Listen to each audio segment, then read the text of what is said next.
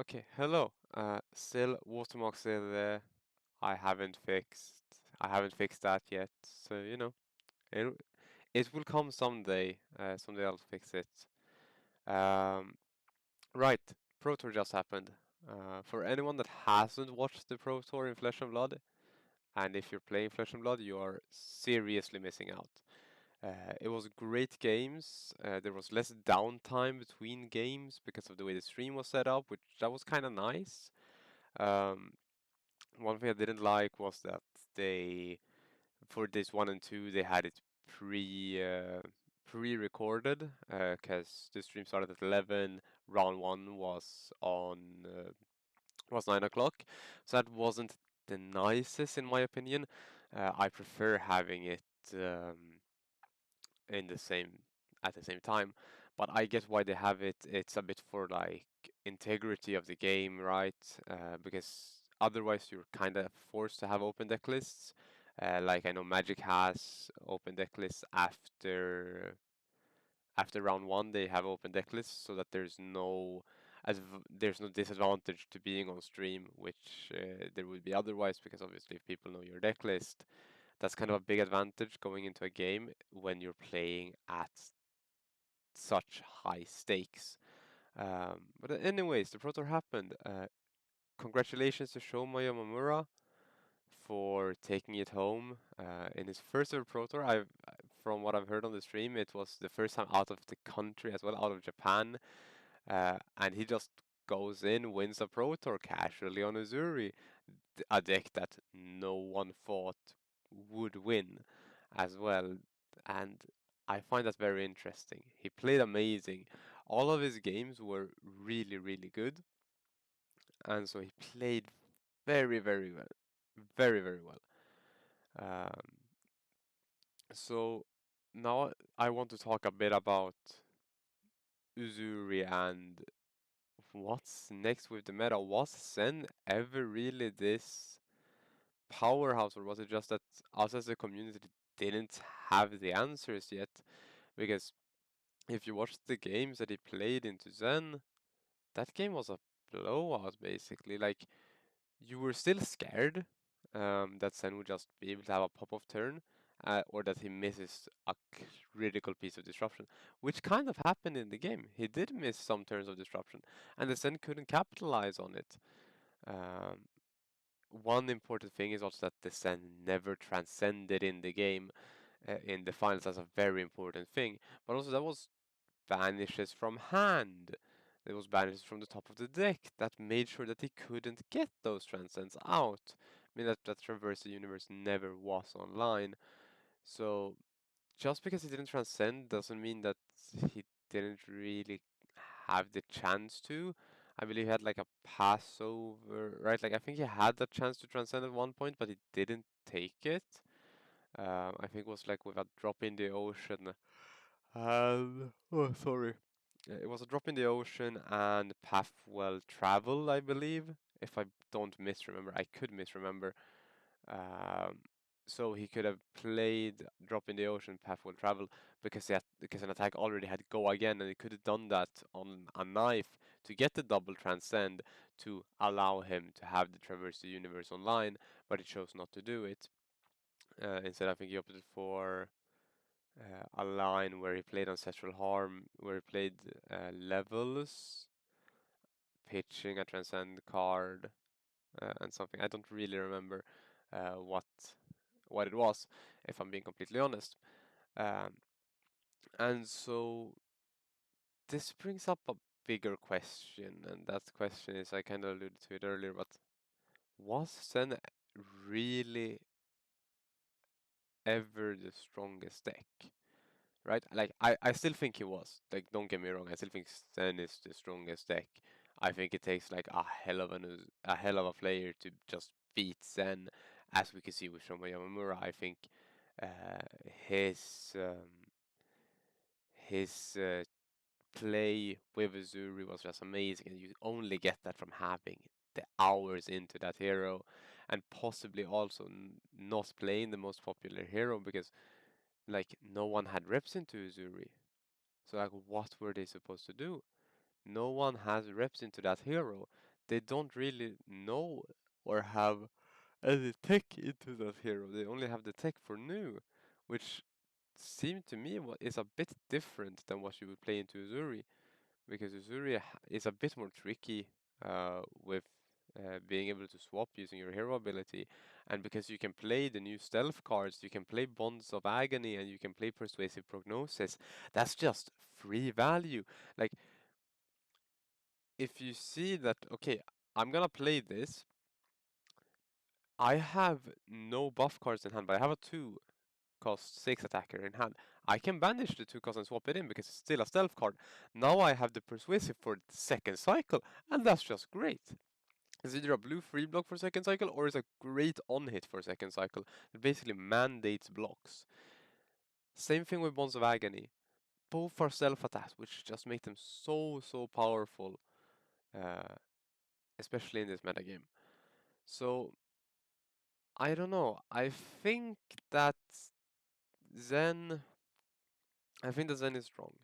I think that he's still the strongest deck, but I think that we might be on the brink of bringing him down to earth, at least somewhat. And when I say that, I mean that we also have these decks like Victor who can play a bit more defensively and start blocking Zen out.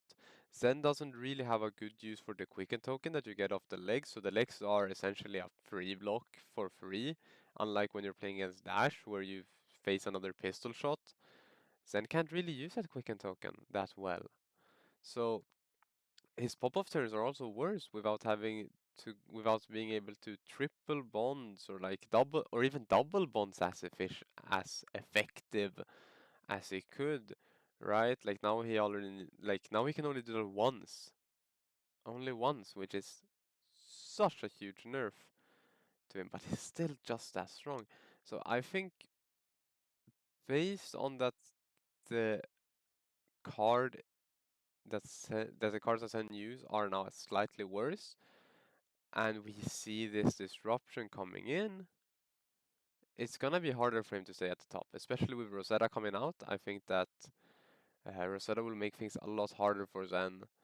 Uh, I I do believe that the new heroes might prove very difficult for Zen, especially the new wizards, because Zen really only wants to use his resources for offense, not defense. So bringing like sure you have that AB equipment that you might use, but it's still very hard.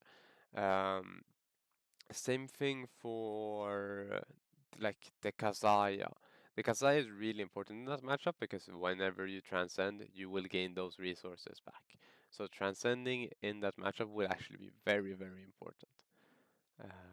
However, you have to also remember that when Zen is going off, when he wants to transcend, if he wants to double transcend, that's 6 resources that he's getting, but it's also 6 resources he's expending.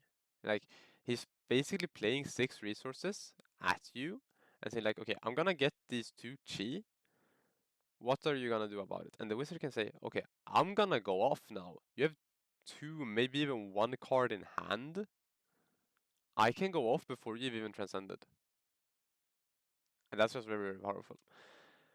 I also think that the meta might slow down a bit now, seeing as people have seen what disruption really can do to Zen.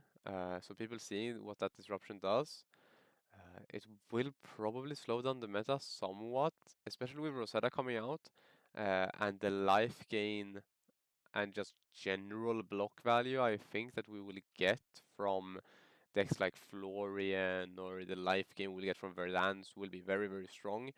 Uh, Maybe Aurora will be really good. I think Aurora might be slightly weaker into new, because I think she will have to be pretty blue heavy as it looks now with her hero ability, costing 2, and I don't think the lightning package is good enough to just play. Basically, I don't think it's good enough to just play the lightning package if you're playing Runeblade. I think Runeblade right now we're looking at more of a defensive playstyle. Um, that will probably be able to block out Zen, depending on how fast you can get cards into banish. What I'm looking at is that LSS will probably print some self-mill cards, so you will be able to mill yourself, but instead of milling it into the graveyard, you're obviously milling yourself into the banish, just so that you can get that online as quickly as possible, because getting it in 2 turns is what you need in order to win against Zen. Because otherwise, your non-attacks will still not block, and you will also need some way to make more embodiments, which will be the difficult task for the deck. Because, like, sure, you double stack your tokens, but or you double stack your auras, sorry. But like how and what do you do with that? Like, sure, you get the effect, which is it's a really powerful effect. You have Mordred on a stick, but you need to utilize that effect now. And I don't know if it will be the same problem as Vynnset, that you can't really utilize that effect. Because this is the problem with Vynnset, right? Like I know I'm going off on all these side tangents, but that's kind of because I'm just going off the top of my head what's coming, what's happening. But you can kind of see it with Vynnset, right? And the thing about Vynnset is that you only have one rune chant a turn that you're creating, apart from needing to play these auras that are very hard to play in Vynnset. Right? If you think about it, the auras are very, very hard to play in Vynnset because they block for 2 and you get 1 rune chant per turn, which is very good if you're playing Runeblade Incantation, which most people are playing. So you're playing Runeblade Incantation, which means that you get essentially a 2-cost rune gate for free every turn.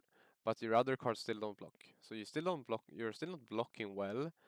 And once those are gone in a longer CC game, you're still gonna have a bunch of problems because you can't really attack. You can't really do what your deck wants to do because you don't have access to rune chant creation like Viserai does. Viserai has no problem with this. He's just weak because he's Runeblade right now, and Runeblades are really, really weak because they need that set. They need some form of setup right now. You just don't have time for that, um, and so I'm afraid that that might become a problem for Florian. Uh, I hope that LSS does something because I don't want it to become the same as it was with Vynnset. I want this Runeblade and I want Runeblade to be good again. I really love playing Runeblades, so I really want the Runeblade to become good again. Um, Especially now with Dash being so close to LL, I want something to play as well, uh, and that's why I really want Runeblade to be good. Because otherwise, I don't really know what I'm gravitating towards. I was thinking about Zen, but that tech is so expensive right now. Like, sure, you can get all the chi for pretty cheap. I have 2 out of 3 Chaser Tails, so like it's not that expensive, but still it's kind of a lot. Um, so yeah, this is basically my thoughts on what's happening in Flesh and Blood right now. I'm very, very happy about uh, the Uzuri win. I thought that's very, very cool. Really showing that with enough disruption, you can really win against Zen, which is not something I thought would be happening, especially not in the finals of a Pro Tour. So it's just very, very cool, and I'm very, very excited for Rosetta. I really hope that LSS have figured out a way to balance Runeblades for once, so that they're not either incredibly weak or this is the best class in the game. If you're playing anything else, what are you doing with your life? Unless you're playing like Fatigue Guardian. Um, we all remember Oldhim, right? Don't we? I wasn't playing Runeblade then, but I was playing Dash, so I had a great time. Um, so I think Rosetta will bring a lot to the table. I'm scared for what Wizards will cook because we all know that Wizards players, when it comes to deck building, they're pretty good.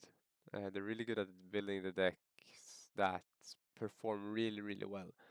So yeah, we'll see. We'll see what Rosetta brings. It will be fun no matter what. Hopefully, Florian is good, I can go to Worlds, and that would be amazing. That would be a dream come true. Playing in the World Championship. My goal, if I can get there, would obviously be to go to day two. I mean, if I can manage to get top eight, that would obviously be amazing. But my goal in the first place would just be get to day two and figure it out afterwards. So yeah, anyway, that's the video. That's me kind of just rambling on about Zen, Runeblades, and Rosetta for what, 15 minutes? Yeah. So yeah, I don't know. I still don't have an outro. Blimey. So yeah, that's it. I will see you in the next video, which will probably be a deck tech of the current Florian list that I just built in order to have like a shell for when he comes out. Like, okay, yeah, this looks pretty good. This is what we'll run. Probably it's decent. Not the best, not the worst. It's nice. So anyways, see ya.